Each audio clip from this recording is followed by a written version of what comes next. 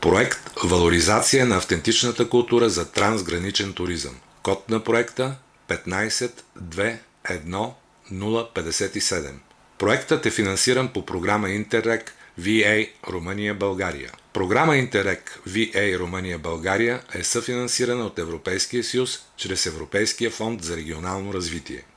Издател на клипа – Агенция за регионално развитие и Бизнес център 2000. Дата на публикуване – юли 2016 година. Съдържанието на този клип не представлява непременно официалната позиция на Европейския съюз. Отговорност за съдържанието на този клип носят единствено неговите автори.